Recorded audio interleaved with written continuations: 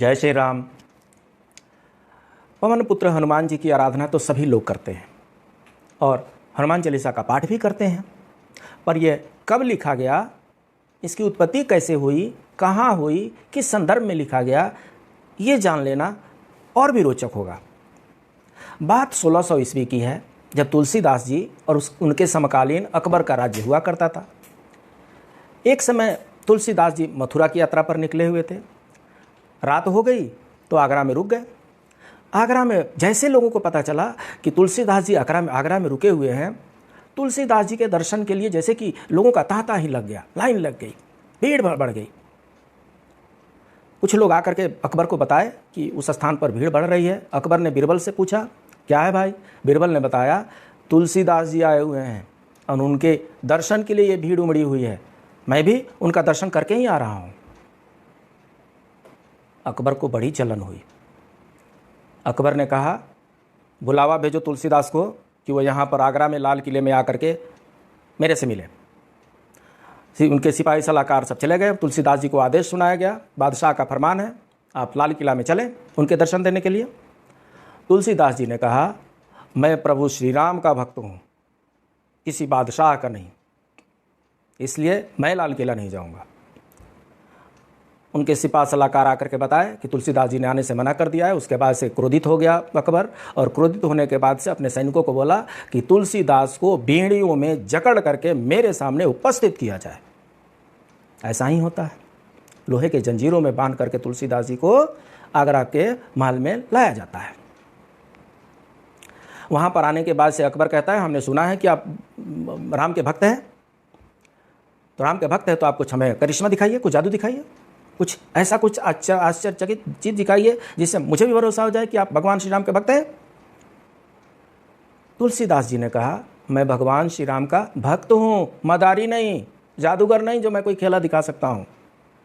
मैं उनकी सेवा करता हूँ, मैं उनकी पूजा करता हूँ, मैं उनकी आराधना करता हूँ, मैं यहाँ पर कोई लीला दिखाने के लिए नहीं आया हूँ। अकबर और भी क्रोधित हो गया और बोला कि इनको बेड़ियों में जकड़ करके काल कोठरी में डाल दिया जाए। आगरा के लाल किले में तुलसीदास जी को अंधेरे काल कोठरी में डाल दिया गया।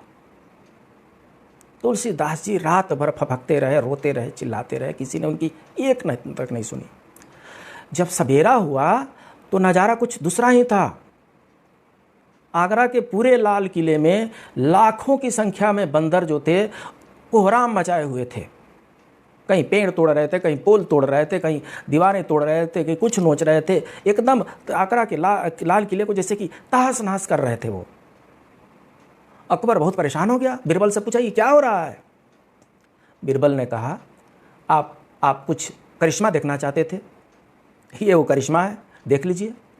जब तक आप तुलसीदास जी को नहीं छोड़ेंगे ये बंदर यहाँ से हिलने वाले नहीं हैं। तुलसीदास जी को लाया जाता है, उनसे क्षमा याचना करता है अकबर, और उसके बाद से तुलसीदास जी बताते हैं कि मेरे पास कोई जादू नहीं है, मुझे निर्दोषी व्यक्ति को काल कोठरी में बिना किसी कारण के डाल दिया गया, ये मेरे से सहन नहीं हुआ और मैं तड़प तड़प करके मेरे आंसुओं से, मैं अपनी आंसुओं से तड़प तड़प के ये मैंने 40 चौपाइयाँ लिखी हैं और इसके लिखने के बाद से मुझे आज़ादी मिल गई है। ये वो 40 चौपाइयाँ जो है उसी का नाम चालीसा है और हनुमान जी के बारे में लिखा गया है, इसीलिए उसका नाम हनुमान चालीसा पड़ गया। 40 है, चालीसा मीन्स 40। तो इस हनुमान चालीसा की रचना करने से तुलसीदास जी अकबर के जैसे आतताई के हाथों से बच निकले थे।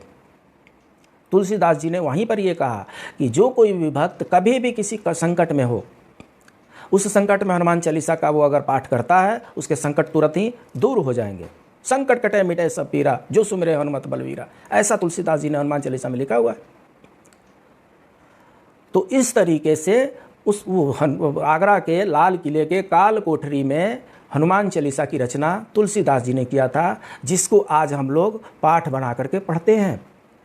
बड़ा चमत्कारिक तिक्सा प्रभाव होता है। आप भी हनुमान चालीसा पढ़ने की आदत डाल दीजिए।